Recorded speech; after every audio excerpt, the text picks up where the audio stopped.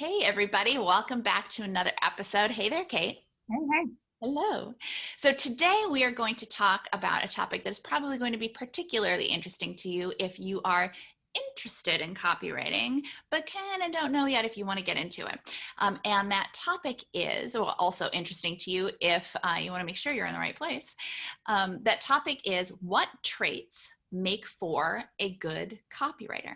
And I think probably a lot of them are not going to be what you think they are. Now, to start out as a baseline, obviously, copywriting is a career like any other career, which means you have to have training and you have to practice your copywriting. You need to be skilled at it. You need to know how to write copy. If you want people to hire you as a copywriter, you need to know how to write copy. As we've said in previous episodes and in many other places before, it is a real career. You can't just decide one day that you're going to be a copywriter and then try to market yourself as a copywriter, because that is a very surefire way to fail miserably. However, learning the skills and then practicing the skills are kind of baseline fundamentals. But what are the traits on top of that make you a good copywriter? I will start with one. Maybe Kate, you and I can go back and forth with our thoughts and our ideas.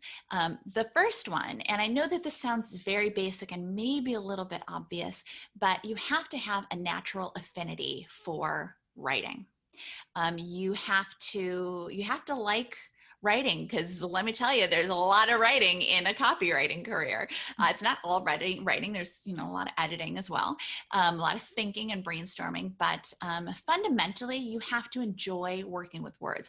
It's likely that you have always kind of had a natural ability.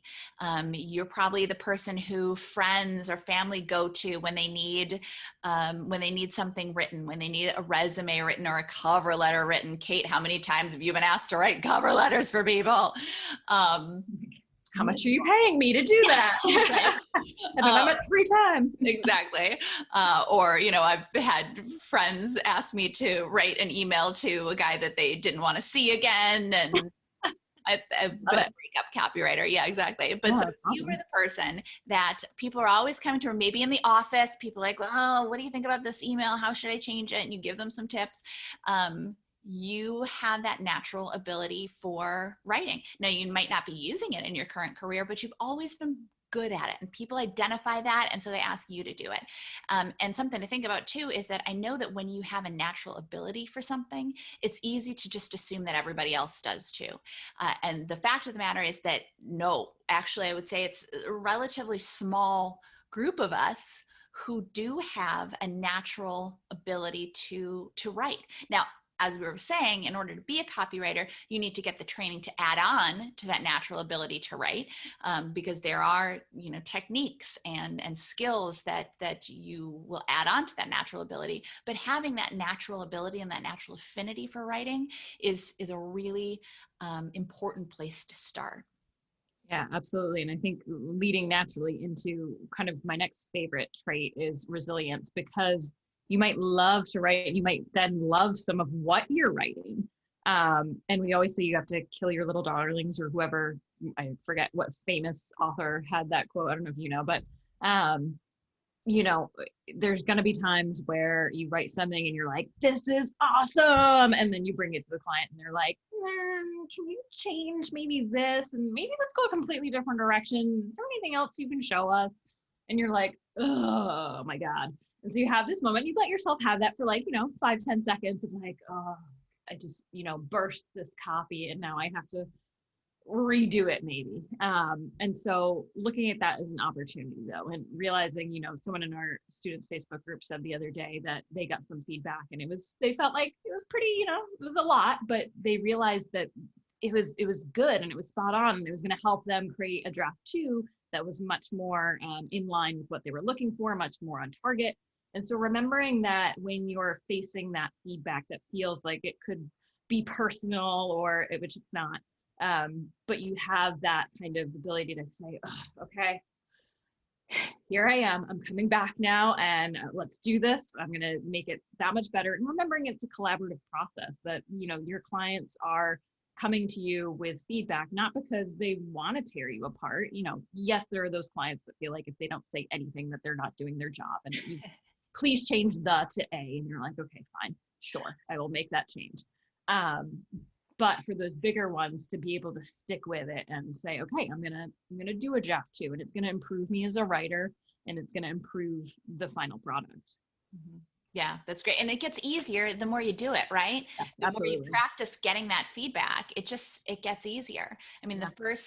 the first client that gives you feedback that isn't all glowing, yeah, Yeah. that's a little hard. But the more you do it, the more, like our student realized, it's good, and it's good for the project, and it's good for them, and it gets easier to get that feedback. Yeah. And you will never, I like to remind people, I've been doing it for 10 years, you've been doing it for 15. I'm sure your clients still sometimes have feedback on your copy. It's not like you hit a certain level and all of a sudden every first draft you're just banging it out and it's the perfect first draft every time. Yes, that sometimes happens. And yes, to your point, it gets easier to make those revisions and faster, frankly. But every project I still have, there's still some level of changes or iterations, or because you can't know, there's no way to know everything about a company or every little nuance that they get hung up on. I had a client this was an easy change of like client to customer, I think it was. They were like, oh, we don't use that. And it's like, okay, no big deal. And they thought it was a big deal. It's like, oh my God, we have to make this change globally. And it's like, yeah, that's what find replace is for. And making sure it still reads well with the change. But yeah, it's you're still going to have feedback throughout your career. If you think you're going to somehow hit a golden, time in your career where you knock it out of the park every single time, it's probably not going to happen. Mm-hmm. Maybe it will. And if you do, if you find some secret, please let me know. Well, and I think actually that leads nicely into another one is flexibility.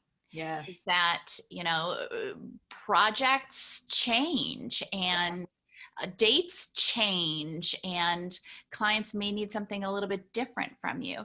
And to a certain degree, you really need to be able to roll with the punches. Now, I'm not saying that if you have priced out a project and you've been very specific about the scope of the project, it's the about page, it's the home page, it's the sales page on a website, and all of a sudden they're like, yeah, okay, instead we want it to be like 8 pages. In that case, then that's a different thing. And you're going to say, all right, I'd be happy to do that for you, but that's outside the scope of what we were planning. So let me write up a new quote for you. There you go. But being willing to roll with things, being open to other points of view. As a copywriter, you will come in and you will make recommendations, but sometimes your clients won't want to take those recommendations, or they'll have a different feeling about it. And yeah, sometimes, sometimes that can be kind of annoying, but also they're the client. Fundamentally, it's going to be their project. When they put it out into the world, it will reflect them. So they need to do what they are most comfortable with. And then also bearing in mind that this is, as Kate was saying, it's a very collaborative career. Yes, you will write the copy on your own by yourself, but you'll be getting feedback from clients. Maybe you'll have the opportunity to be interacting with a graphic designer as well. But the more you're able to be flexible in dealing with people and how you deal with people, the more success you will have. Yeah, absolutely. I feel like that's one of the reasons I always say a lot of my freelance clients come back, because I feel like if I can be flexible enough to deliver, say hey, we need this within the next 24 hours. Say it's a LinkedIn ad. Yes, I can probably squeeze that in, outside of a normal timeline than if they needed a 5-page website, obviously.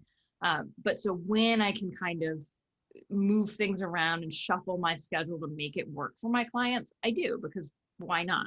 And I think that's been one of the hugest benefits to my career, is to be able to deliver when I can. And, the rare time I do say no, I don't get pushback, because, every other time I've really tried to accommodate their needs. I like to think of, especially with freelancing, on staff too, being flexible is absolutely helpful. Like, to your point, you're working with a graphic designer, you're brainstorming, maybe you have 3 concepts and you end up, the graphic designer really sells the team on the one that they feel strongest about. Guess what? That's fine. You're going to go with write copy for it. But yeah, especially as a freelancer, to have that flexibility is huge. Yeah, absolutely. Yeah. And especially as a freelancer, you know, you're providing a customer service. Essentially, you are your customer service department. And just like when you are interacting with a company and you want them to be flexible with you, you need to extend that same level of customer service to your clients as well, when possible. And again, within reason. You're not giving away work for free. You're not doing things out of scope, but you are making accommodations when your schedule allows and when you can, to provide the best level of service. They're going to come back, versus if they're like, we don't know, you know, I don't know if I like working with this person, then there are plenty of other copywriters for them to work with if they're at all unsure. That's a great point. Okay, next trait. Yeah. Hustle, which, you know, I feel like maybe that goes without saying, but again, particularly I feel like as a freelance copywriter, right? You're pitching clients, you're constantly kind of generating work, but even in an office, you know, if you don't have hustle, and probably for any career, I would imagine, if you're not hustling, then again, there's someone else that is more than willing to hustle and do the work. Yeah, you have to get the job done no matter what. One of the things that we say is that deadlines are not just sacred, they are sacrosanct. You cannot miss a deadline, you know, and sometimes, and we both know, sometimes we've scheduled ourselves weird or double booked, and we end up having to stay up late or get up super, super early to get it done. But you don't miss a deadline. And sometimes that means really hustling. Yeah, absolutely. That's a great point. And especially going back to flexibility, tying into this, you know, when dates move and you try to accommodate it as best you can, it might take a little extra hustle to say, okay, like this date moved, but I still want to, you know, did I promise this client on this date? So I'm going to have to, you know, work a little later this time. And maybe you know, take your following Monday off to make up for that, or maybe you don't. But the more you hustle, the more, you know, good things are going to happen. Yeah. And, you know, it doesn't even really need to be like, yes, hustle can be sometimes like, yeah, I'm digging in, I'm doing the work, but it can even just be the willingness to actually do the work, you know, not even like to do it fast, to do it, but like just to do your copywriting work. Although, as Kate and I and our students know, it's so much easier to write copy when you have a deadline. When you have a deadline, you're going to get it done. But to do the work to build your business too, to do the work to portfolio site, to do the work to pitch your clients, to do the work to bring in new clients. Because if you don't do that, then you don't have a business, right? Yeah, absolutely. Next trait on my list, I'm sure it's on your list as well. I feel like our list, the copywriting list. Sorry, guys, I'm going off the rails now, but humility. Humility is, you know, that doesn't mean you're not confident. It means that, you know, there's always more to learn, and it means being okay asking for your clients to say, hey, you know, I heard you mention this. What did you mean by that? You know, maybe there's a term that they're using that's an internal jargon. You know, clients are very good at that, of having terms that only they use, or maybe are synonymous for another term that you use or are familiar with. So being okay to ask those questions, and being okay to know that you are the copy expert, but that doesn't mean you have to be the marketing expert in the room, especially if you're working with a team. It doesn't mean you're the SEO expert unless you have that expertise. You maybe know enough to kind of ask the right questions, and kind of know, though, to ask the questions in the first place, and to be okay with that. Well, and you're the copywriting expert in the room, but you're not the copywriting expert in the world. You are a copywriting expert, but you're not the copywriting expert. So there's an element of needing to own the fact that you know what you're doing and you have a lot of value to provide, but at the same time being open to the fact that you don't know everything. Yeah, none of us. That's a great point. There is no copywriting expert, to be clear. Like, there is no, you know, there might be folks that you look to for advice because they're successful in copywriting, and copywriters who are very well known, maybe in your circle, and you aspire to that, and that's fantastic. But even there's something that they don't know. There's always going to be something more to learn. There's always new things coming up too. There's Facebook changing rules all the time, and so for anyone to memorize everything there is, it's just not possible, right? I mean, and those folks, again, you can be the best at what you do, but you're still going to get feedback. And so having the humility to take that feedback and not feel like you have to be combative. Of course, there are times, I'm sure you've had these times too, Nicki, where a client says, oh, we'd like to change that. You say, well, here's why I made that choice. And there's a specific reason why I did this, and kind of explaining through your copy choices, and knowing when to pick those battles. Again, I referenced client versus customer. I wasn't going to fight my client on the word choice. If that's their preference and word choice, that's not worth digging into with them. But if there was, a specific phrase or headline that I used and there was a reasoning behind it, I want to share that with them. And if they still don't want to use it, okay, that's when you back off and you say, all right, I'll go back and let me take a look at what you said and kind of come to you with some more options. But knowing that feedback's not personal, and not to say, hey, why aren't you going with my headline? Like, your headline sucks, it's terrible. That's just not going to win you clients, that's for sure. Yeah, right. You're not perfect. Yeah. And then I guess kind of along those lines actually is the ability to be objective. Yeah. Yep. You aren't perfect, and your work isn't perfect, and your work is not you. Your work is not an extension of you. So you are not, it's not a part of you. So you need to be able to look at it objectively. If you can't edit your own work, if you can't write something and then be able to step back and come back to and go, okay, what needs to be changed here? What objectively, if I were coming in as the target audience, what needs to be changed here? If you can't edit your own work, you've got a big problem. And obviously that's something that we teach our students. But then also at the same time, you are not writing necessarily, you're not writing for what you like.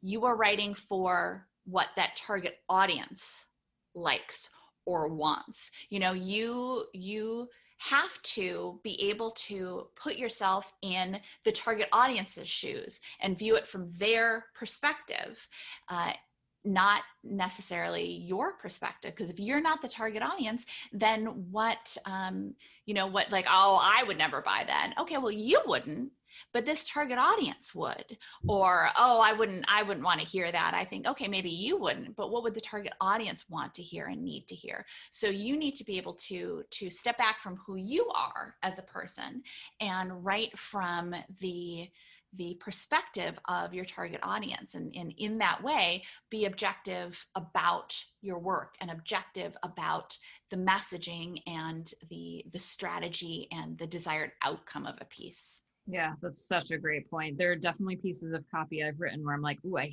hate this," as a consumer, because I'm not the consumer. I'm not writing for myself to that point. I think even on my portfolio, I hate jargon, but I've had clients who are like, we want to use synergy and thought leadership. And it's like, well, okay, that's what I have to do. And then as the copywriter, at that point you have a choice. Either you leave that piece out of your portfolio because you're like, I really don't recommend that, and the client wanted to go forward with it, and that's what happened. Mm-hmm. Or you put it in your portfolio and you explain that, hey, here was the goal of the project. This is what the client wanted. Here's what I delivered. Mm-hmm. And so you have that choice. And anyone who writes copy or, creative directors or those kinds of folks, they know that your writing isn't a reflection of you per se, in the sense that it's not necessarily your tone or voice, but it's your client's tone or voice. Mm-hmm. And as long as they understand that was what you were going for in a piece, then great. Yeah, that's a great point. So I feel like I kind of touched on this one, but I think it's worth taking out as its own trait, which is a willingness to speak up. So to the point of when you're getting feedback and maybe the client's like, well, we want to do this. And it can be very easy. And especially when you're starting out, intimidating, quite frankly, to be like, oh, I have this good thought, and there's a reason why I did this headline, but they don't like it. So I'm just going to sit back and take it.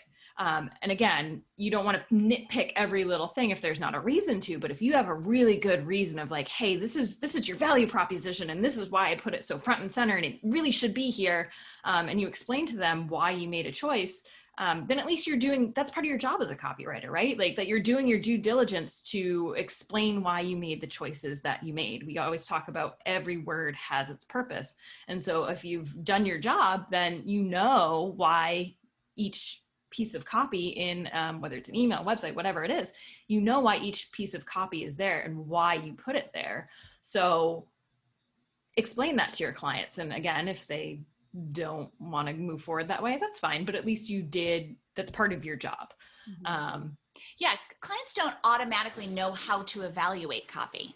You know, they don't know how you as a copywriter know that you have structured things in a certain way to affect the target audience in a certain way, or at least to make the target audience think in a certain way. And clients don't know how to evaluate it in that way. They kind of go, oh, I like the sound of this, or I like the sound of this. So if they're going, well, I thought maybe we would start with this, and you have a very specific reason for why you started, there's every chance that you could explain it to them. They go, oh, okay, yeah, that makes sense. Okay, leave it as is, That's especially true, I think, when you're working with clients who maybe don't have a big marketing team, or there isn't a marketing person in the room, and you become not only the copy expert, but kind of explaining to a CEO of a company, a small business, or maybe it's even a big business, but maybe they just don't have a creative team, or they've never worked with a creative before. And it's kind of on you at that point to kind of walk them through your copy.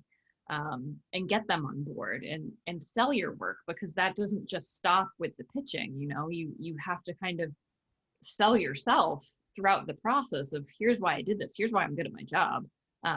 Not in those words, obviously, but by showing your intelligence and your copy expertise. Absolutely. Yeah. So do you think that is different for an introvert versus an extrovert? Like, do you think an introvert should hear this and be concerned? Good question. So I feel like we could dig into this for a whole other episode, and quite frankly, maybe we will, but I consider myself an introvert. I don't know. I'm curious to hear if you consider yourself an introvert or extrovert. I actually like to say extroverted introvert, because I've gotten over feeling shy per se. And it's really just with everything, like we say, taking action, okay, I'm scared of that. I'm just going to do it. And the more I do it, the easier and easier it gets. And it's not like you have to be the loudest person in the room. And depending how you're delivering copy, maybe it's via email. And if you feel comfortable after a meeting, maybe you thought of it during a meeting and you couldn't quite find the right words to phrase it, process it and go back, and whoever your stakeholder is to email them and say, hey, I put some additional thought into what we were talking about. I know here's the feedback in the meeting, but here's why I made this choice, and I wanted to just make sure you want to move forward in this direction, and kind of give yourself that space to explain. So I don't know, what do you think in terms of extrovert, introvert? Yeah, I think a lot of people get concerned. I think the world is definitely set up much more for extroverts, I think. But at the same time, I think an introvert can still do very well as a copywriter, because yes, sometimes if you are working for a big company, even still, if you're working for a big company, chances are a creative review is going to be a small group of people. Yep. And people that you've been working with on a regular basis. So even if you do have to speak up, it's not necessarily easy, but easier perhaps, because you're talking about something you know about, and you're talking to people even if they are your clients. You have a reason for speaking up. Your purpose is to make the piece better. And then too, if you're working remote, if you're working with a client, you could be working remotely. And so it's on the phone, or like you said, via email. And I think that helps to take a lot of the intimidation away. And also to not to go too deep down the rabbit hole, but we also don't want to conflate, kind of a not shyness, but maybe a little bit more reticence about, speaking out. We don't want to necessarily conflate that with introversion, because they aren't necessarily the same either. Yeah. You can be shy and be successful at it. You can be an introvert and be successful at it. Again, not necessarily the same thing. Um, you can be an extrovert and be successful at it. I think it's a matter of staying focused on what you need to offer in this meeting and what your role is in a meeting and what you need to get out of a meeting in order to continue moving forward. Yeah, that's a great point. And remembering everyone is on the same team. So if you have an idea that you want to share to make something better, everyone's going to be open to it, even if it's not ultimately something they do or can do in the moment.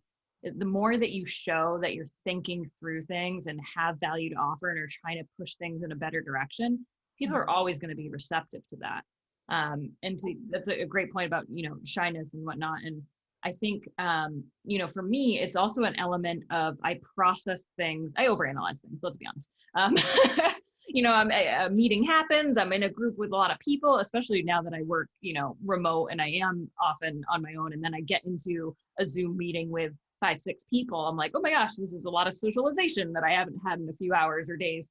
And so being in that scenario, I might process things a little slower, and then after the meeting realize, oh, I kept thinking on it, and here's this idea or solution that I came up with.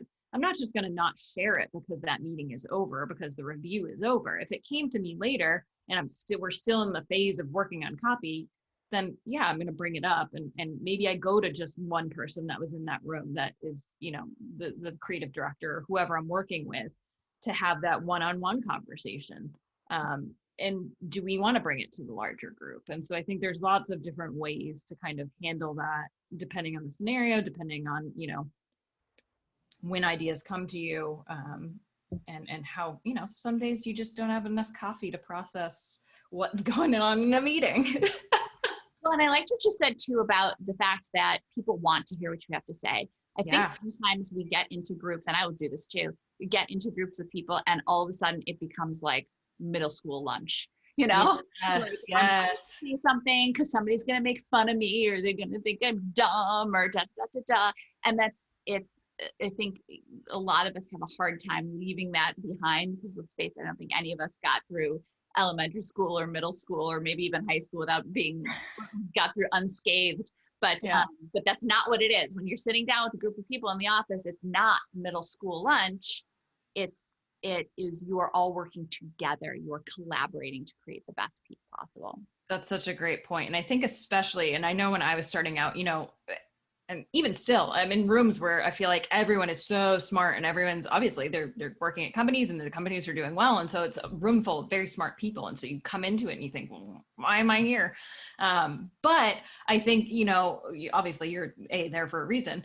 But B, even if you're new, brand new, or new to the company or whatever it is, a fresh perspective is invaluable, especially when you work with teams that have been kind of heads down together for years. You come in with something new, it's like, whew, awesome, like a breath of fresh air. Why haven't we thought of that? And it could seem obvious, but yeah, I totally agree. Okay, the next one I want to get into is really kind of two in one. The concept of patience, but also the concept of persistence.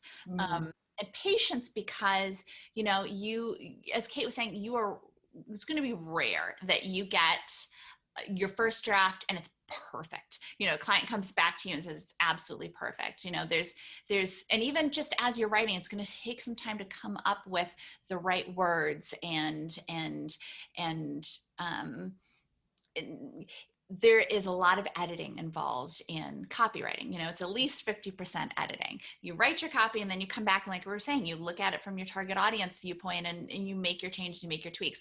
It's not an instant process. So there is a patience in that. But at the same time, it's not a patience in that you're sitting back and waiting for it to miraculously all come together, right? It's not gonna do itself, much as I would love it if the copy would write itself sometimes.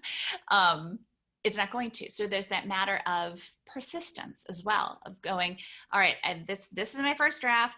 I don't absolutely love this first draft, so let me dig in again and be persistent with it and get the work done. And it's the same thing with pitching as well. You are sending out pitches and you are waiting to hear back, and waiting until you send a follow-up.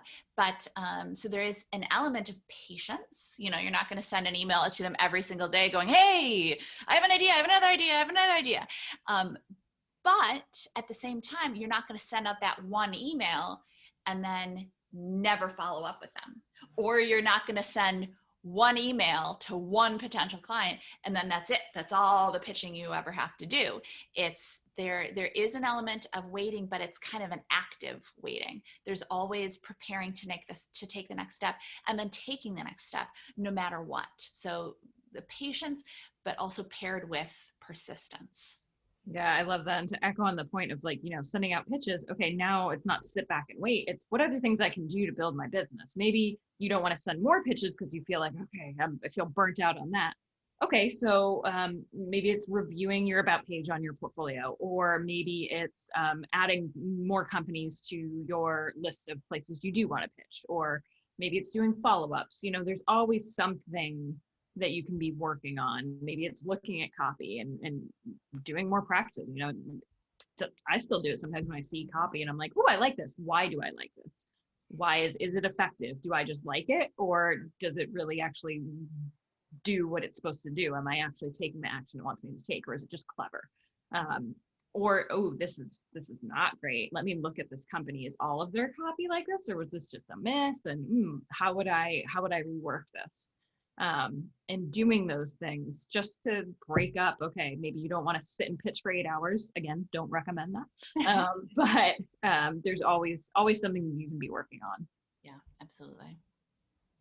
And so the next thing, I know we touched on kind of the idea that you are your customer service, especially as a freelancer, and kind of that idea of being nice to work with. But the pleasantness aspect, I want to touch on again, just because, it doesn't mean you have to be over the top bubbly and enthusiastic and, hey, how's it going? Happy, none of us are that, yeah, all day, every day. But there is an element of, I think, again, remembering you're on the same team, that people aren't out to get you, that, it's very easy to get defensive as humans. I think that's a natural reaction, especially when you're getting feedback where you feel like, oh my God, they don't like me and I feel attacked, or whatever it is. And so I think, again, with the feedback, if you're not clear on why they're recommending you make a change, ask and not in a need, hey, you mentioned this, can you explain why so I can better understand? Because understanding, it helps you and it helps the client and it helps everyone kind of get on the same page to have that background information, which is why evaluating copy and knowing the why is so important, because that's a process of giving feedback, and you're going to want to do that when you're speaking about your copy to clients, explain why, and you want that from them as well, for them to be able to explain why a choice was made. And you can do that in a way that is, kind of neutral. It's not that you're over the top, enthusiastic all the time, but it's also that you're not, a client emails you and says, hey, is there any way we can get that faster? No, we agreed to this timeline, and so this is it. Hey, I'm sorry, let me take a look at my schedule, or, hey, I looked at my schedule and, there's no way, are you okay sticking with this deadline? Or, hey, I took a look at my schedule and I can't get it for the date you asked, but I can try to do it 2 days sooner.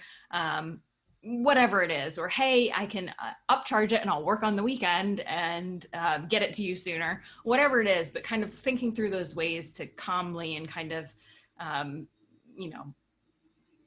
be I don't want to say nice, because that's but really, I mean, no one wants to work with a jerk is really Well, that concept of pleasantness that you said, I think is really key, because let's face it, we've all every once in a while wanted to respond to a client with oh my God, we've discussed this 1,000 times. Why are you emailing me about this again? Love our clients, but not all clients are perfect. And every once in a while you'll have a client, you're like, oh, I can't wait till this project's over. We're never working together again. Yeah. But you don't, because you are a professional and you want to have a good reputation, and also you don't want to be a crummy person. just be a nice person and respond the way that you would want to be responded to. It's going to take Yeah. you a lot further in your career than firing off an email to your client being like, we've talked about this 10,000 times and I'm not going to talk about it again, case closed. Yeah. Which, pro tip, never start composing your email if it's a charged kind of topic within the email itself, because I don't know what shortcut I hit on my computer, how many emails I've sent before they're finished in Gmail. Open up that Word doc, get it out, get everything out, and then go back and look at the parts and say, okay, what do I actually need to communicate back? Yeah. And let me give them the benefit of the doubt. Exactly. Yeah, that's a great point. We want the benefit of the doubt for ourselves. So giving it to our clients too. Who knows what's going on with them? If you're working with a creative director or marketing director, whoever you're working with, maybe they're under pressure from their boss and they fired off an email that maybe they didn't take as much time as they should have. So you never know. Yeah. Yeah. I think another trait that I want to be really clear about is creativity. And I know that people are immediately like, oh my gosh, I'm not necessarily like, what if I can't write funny copy? What if I can't write clever copy? And creativity. Not witty. Exactly. I'm not witty. No puns. Yes, exactly. Or like, a rhyme or whatever. But creativity does not equate to clever or witty or funny, or there are plenty of clients, in fact, probably more clients than not, that should not be using funny copy, or clever copy or anything like that. Creativity is the idea of coming up with new ideas, sure, but also even more often than that is combining two different ideas to come up with something new. And creativity is being able to brainstorm or what we call in the creative industries concepting, coming up with, okay, how can we approach this what we're trying to do? How can we approach this project from a bunch of different angles? How can we think about it in different ways? Okay, what does this target audience need to hear? Okay, how would they hear it differently in this way? And I'm being very vague, I guess, but we have, tons of exercises for our students to learn how to concept, but it's not necessarily coming up with sparkling, original things and all these clever, funny phrases. Sometimes it will, you may get a client and they're like, we want a series of XYZ phrases about this, and they all have to be witty and they all have to also involve whatever. I've had clients like that and it's been fun. It's also been super challenging. But so many more clients aren't looking for clever or witty or funny. They're looking for messaging that conveys what they're trying to convey, their benefit to consumer, or the action they want them to take to their clients in their brand voice and in a way that the client is going to resonate with. And that's not usually going to be funny, witty, clever, it's going to involve you taking a look at what you have to convey and coming up with and taking some time to brainstorm different ways that you could convey it. That's really what creativity is looking at all the different ways that you can approach a problem or a project is probably a better way to put it. Yeah. And it reminds me, there's an element of strategy within your creativity. Maybe you're looking at all of your clients' competitors. Okay, what are they all doing? How can we do it differently? How can we be unique about it? What's our, USP, and how does that take us to write the copy that is going to be most effective? Mm-hmm. So it's getting creative with, like you said, the angles that you're taking on a project for sure. Yeah. We're getting down to we have a couple more here. Bear with us. You want me to take this one so you can take the last one? Sure. Okay. So our second to last one, I know we're getting real close, guys.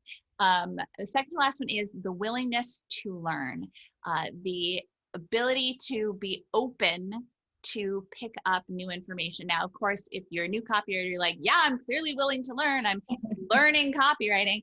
But here's the thing, there's always more to learn. I think we started talking about this earlier in the conversation. Yeah. There's always more to learn. You are never done learning, which I hope actually excites you more than anything else. I mean, you can get very, very far learning the fundamentals and learning the more advanced techniques that we teach you But there's marketing is always evolving. Advertising is evolving. The world as a whole is evolving. And there's always more to learn.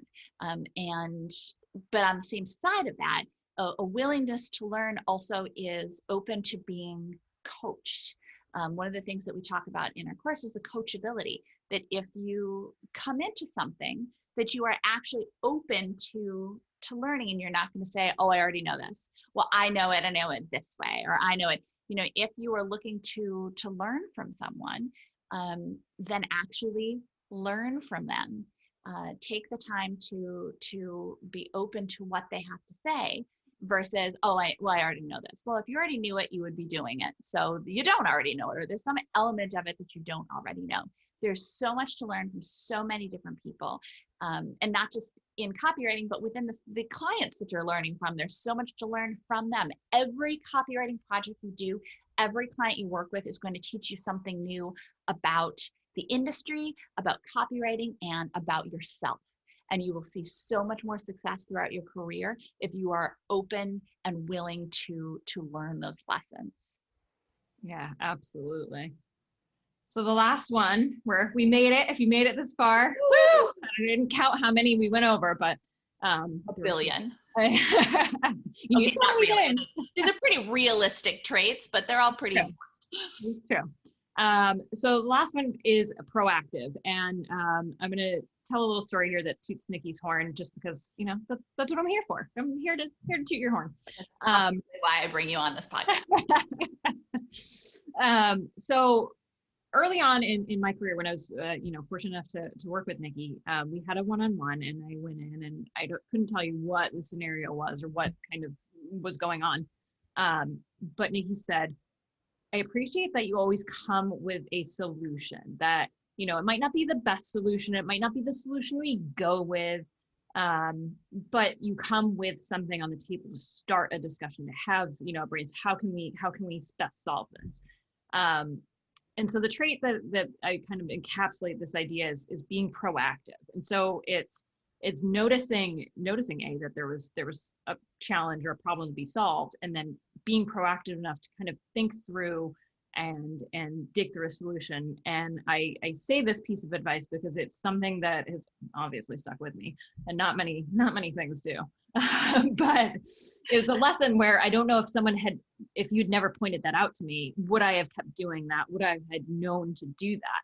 And I think it's an important thing, because I've worked with people who, I love when people come with questions, and I encourage it, but I think there is some element of doing a little bit of due diligence before you kind of throw a problem or a challenge on someone else's plate. It's very easy to just kind of give up and say, someone do this for me. But there's so many things, that you can Google, and at least if it's not, you don't find the answer, you'll find maybe a starting point to phrase a very pointed question of what more information you need to move forward. Because we're all going to hit roadblocks, right? And there's going to be a lot. And some of those are actually not that big, that we can work through them ourselves. And in that process is helpful. You grow, you learn, you kind of have a self-sufficiency to figure some things out. And then that way, for the bigger roadblocks, okay, I've dug and dug and dug, and I can't get over this. Now here's what I've got. Here's what I've found. Here's what I've tried. What else can I do? Or what other suggestions are there? And you want to do that with your clients. You don't want to necessarily raise your hand every time something comes up. Knowing when those times are where, okay, I've looked, I've Googled, I've looked at my notes, I've explored some different avenues. What do I need from my client? And that way you can ask the most pointed question you can to get the information you need, versus maybe asking one question and then, now I have a follow-up, and now I have another one. Because your time is valuable. That you don't want people wasting your time. And by the same token, you don't want to waste your clients' time. You want to make sure that when you are reaching out to your clients, that you're doing it with a purpose, and that it's, you've done all that you can on your end. Mm-hmm. Absolutely. I think that's a great point. So this was maybe a lot of traits, but I'm expecting that you probably saw yourself in a lot of these traits.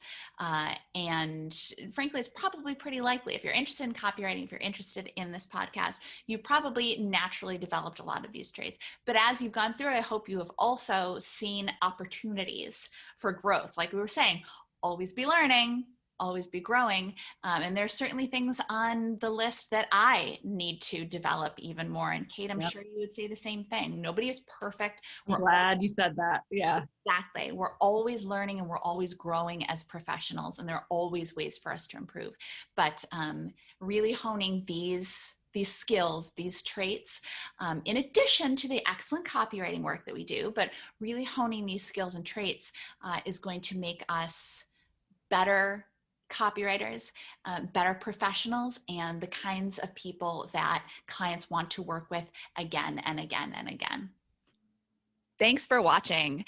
Make sure you don't miss any tips, tools, or tactics for copywriters by clicking subscribe right now. And of course, you can always find us over at filthyricwriter.com. We'll see you next time.